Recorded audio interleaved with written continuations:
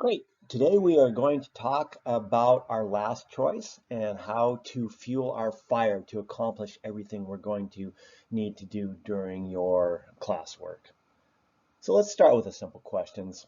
What is your definition of stress? And if you had to explain the concept of stress to a kindergartner, how would you say that?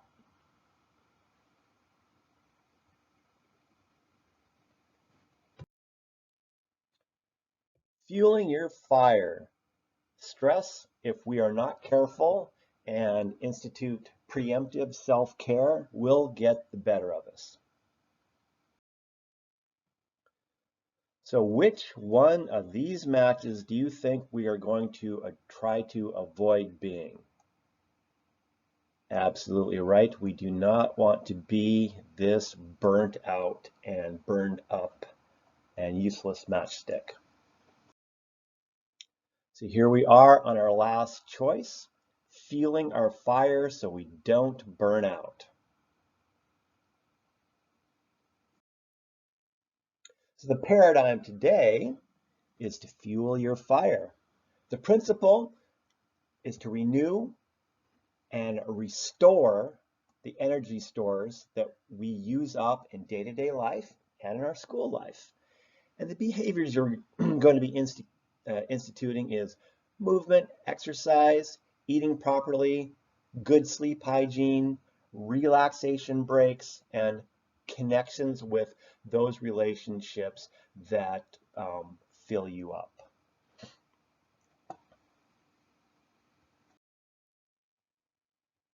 So would you say, well, over the past month that your stress level has been below average or extraordinary?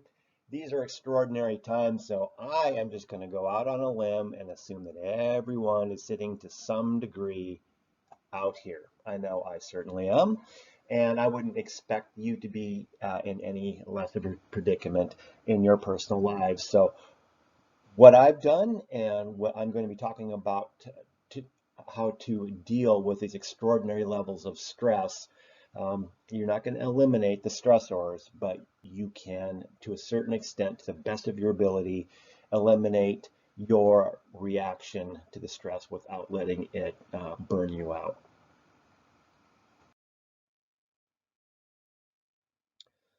So these are the 5 parts of fueling your fire in a circle. They all work together.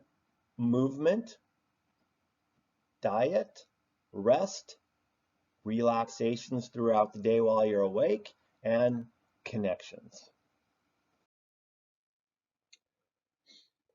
So the first thing we're going to be looking at is movement.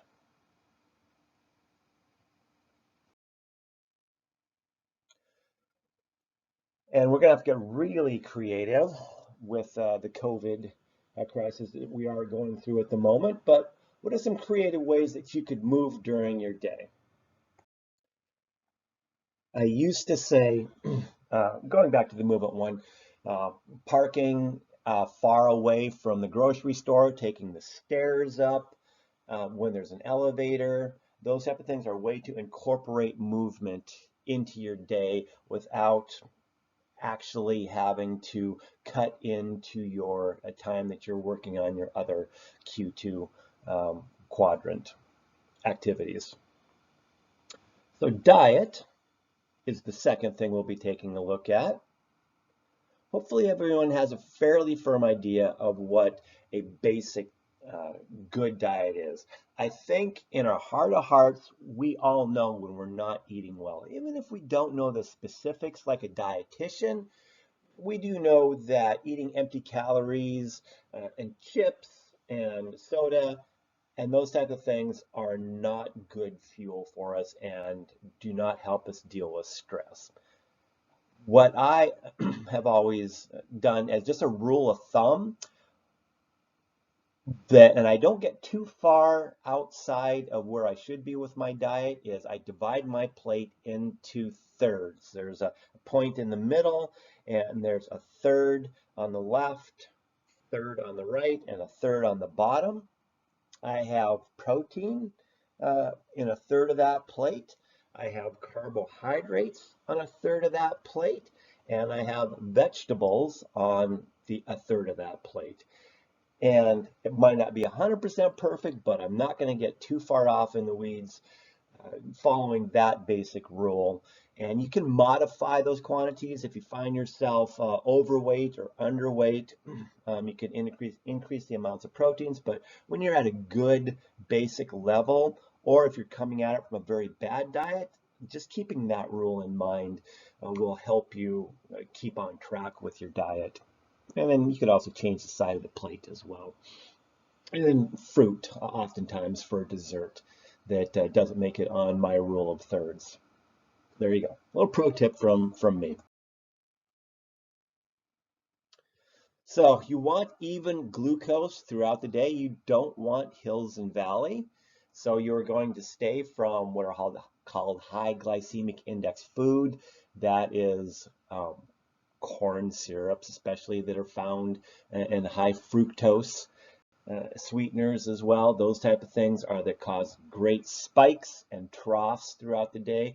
You want more grains, whole grains, and those types of things, proteins that will keep that energy level at a moderate level throughout the day.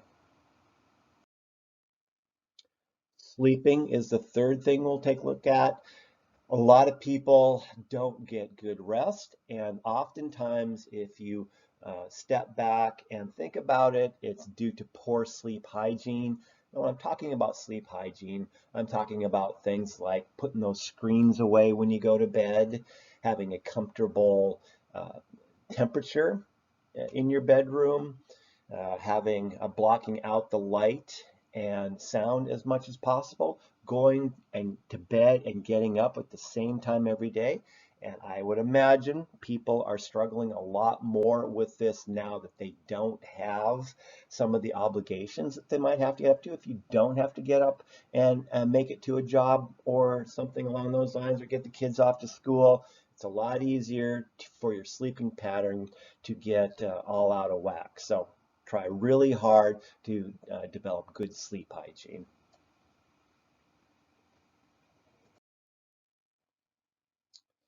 I'll just read this right here for you. Our abilities to sustain attention and maintain peak cognitive performance has to do with the total amount of sleep you manage to get over several days.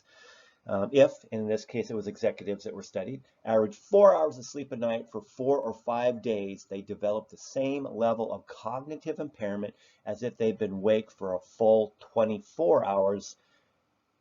And this is equivalent to being legally drunk as far as your cognitive ability. If you short yourself on sleep for several days in a row or go a full 24 hours without sleeping, you are no better than someone who is as legally drunk. If you can, a 15-minute afternoon nap is a great refresher. This is something I've been able to institute more days than not during stay at home, and it makes a huge difference. About 3 o'clock, just go and wipe out for 15 to 30 minutes.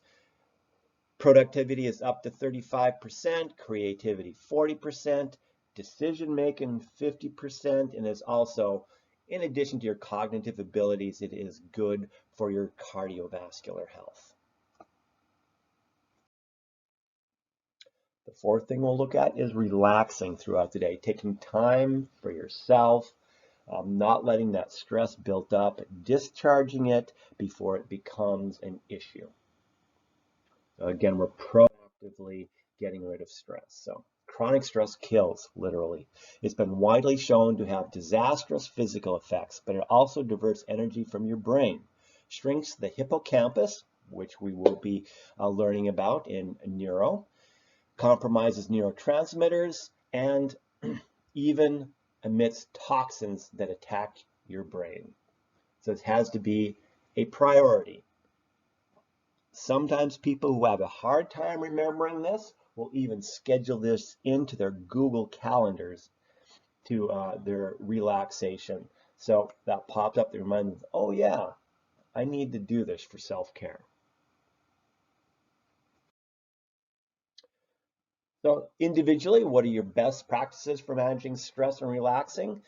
I've had people talk about meditation, breathing techniques, taking a walk, uh, listening to a podcast perhaps, but the ones that comes up over and over again are various forms of meditation and breathing technique and mild exercise, getting out in nature, breathing some fresh air, getting some sunshine when it's available around here.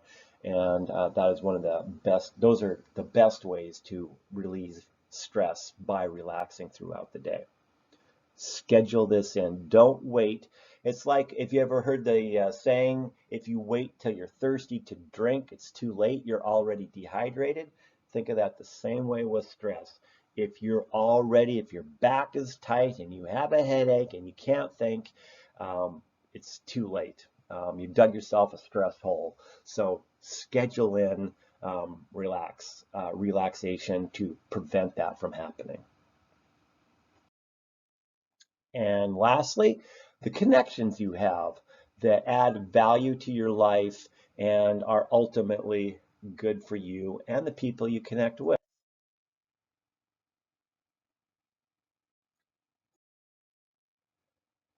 So, and I just wanted to circle back to the connections.